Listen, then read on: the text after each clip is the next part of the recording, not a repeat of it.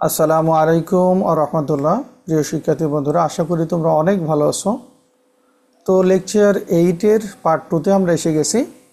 ভুলবশত lecture 7 part 2 হয়ে গেছে, তো শিরোনামে তোমরা দেখে ঠিক করে নেবে। এটি ময়মনসিংহ বোর্ড।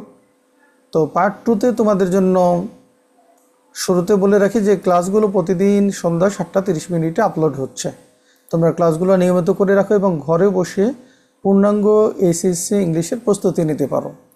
টেস্ট তোমাকে you will not prosper in life unless, কোন উত্তরটি সঠিক হবে তোমরা কমেন্টে আমাকে লিখে জানাও, এ অথবা বি। ঠিক আছে, আমরা দ্বিতীয় অংশ শুরু করি। Complete the following sentences with suitable clauses and phrases. এগুলো আমরা কমপ্লিট করব। হয় ক্লজ ব্যবহার করতে হবে অথবা ফ্রেজ। ক্লজ মানে একটা বাক্যের মতো, আর ফ্রেজ মানে কয়েকটা শব্দ মিলে। একটা শব্দ না, কয়েকটা শব্দ লাগবে। ঠিক আছে, আমি এর মধ্যে আলোচনা আর একটু ক্লিয়ার করব। You can not understand everything clearly. তুমি সব কিছু পরিষ্কারভাবে বুঝবে না। আনলেস, যদি না, এই যে আনলেস শব্দ যেখানে থাকবে এরপরে নেগেটিভ হতে পারবে না। আনলেস তুমি যদি জ্ঞানী না হও, অথবা তুমি যদি ধৈর্য না ধরো, অথবা তুমি যদি ভালোভাবে না পড়ো। You cannot understand everything clearly. তুমি সব কিছু পরিষ্কারভাবে বুঝবে না আনলেস ইউ স্টাডি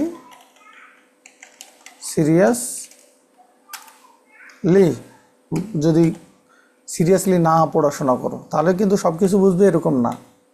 এইখানে আমরা দিতে পারবো না ইউ ডো নট, কারণ আনলেস মানেই হলো যদি না, এরপরে আর নেগেটিভ হয় না। এরপর জি নাম্বার দেখো, a lot of passengers were waiting at the bus stop. অনেক প্যাসেঞ্জার বাস স্টেশনে অপেক্ষা করতেছিল। আ বাস কেম, একটা বাস আসলো। But the bus was so small, কিন্তু বাসটা ছিল এত ছোট দ্যাট আমরা সবাই উঠতে পারলাম না। ঠিক আছে, তাহলে কি হবে? বাসটা এত ছোট ছিল যে এটা সো ডট ডট দ্যাটের নিয়মের। এখন এইটার নিয়মটা কি? সো ডট ডট দ্যাটের নিয়মটা কি? এইটার নিয়ম হলো সাবজেক্ট লিখতে হবে, তাই না? এরপরে লিখতে হবে সো স্মল দ্যাট, সাবজেক্ট লিখবে। এরপরে can not or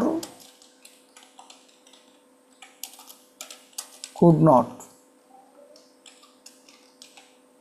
plus V1। এইটা হলো স্ট্রাকচার, আমাদেরকে এই স্ট্রাকচারে করতে হবে অর্থ ঠিক রেখে। তাহলে এত ক্রাউড ছিল, ক্রাউড মানে কি? ভিড়। এত ভিড় ছিল বাসে যে ছোট বাস তো, but the bus was so small, এত ছোট ছিল যে we all could not get into it। আমরা এতে সবাই উঠতে পারলাম না, বাসের ভিতরে যেতে পারলাম না। অথবা we could not get on the bus। In spite, in spite শব্দের অর্থ কার জানা আছে বলো? In spite of facing so many drawbacks in life.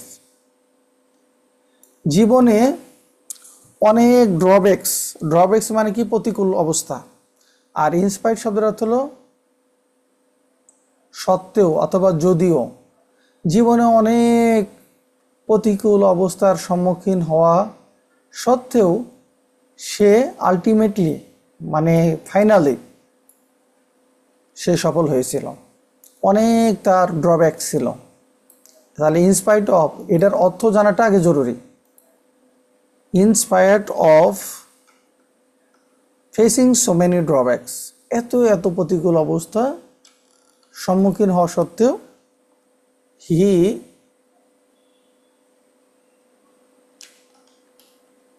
Became successful ultimately, সে অবশেষে সফল হয়েছিল। এইটা অর্থের উপর ভিত্তি করে তোমাকে করতে হবে। সেটা দেখি, Ayesha is a bright student. Ayesha হলো ব্রাইট স্টুডেন্ট, মেধাবী student. She studies hard, so that, সে কঠোর পড়াশোনা করে, সো দ্যাট। তাহলে সো দ্যাটের নিয়ম এর আগে কয়েকবার বলেছি, তারপরেও আবার বলতেছি। সো দ্যাটের পরে কি বসে? সাবজেক্ট বসে, এরপরে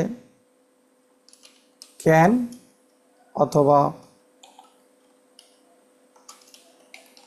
কুড প্লাস বি1, এই নিয়মে আমাকে করতে হবে।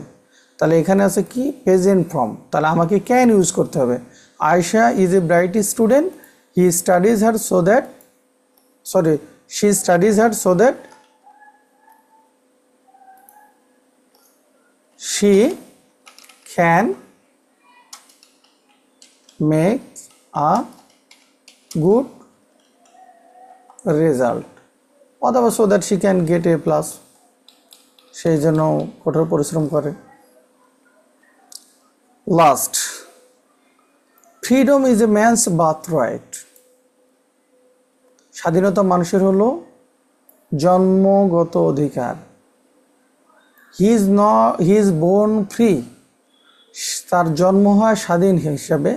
বাট এভরিহোয়ার, কিন্তু সব জায়গায়, হি ইজ চেইনড, শৃঙ্খলাবদ্ধ।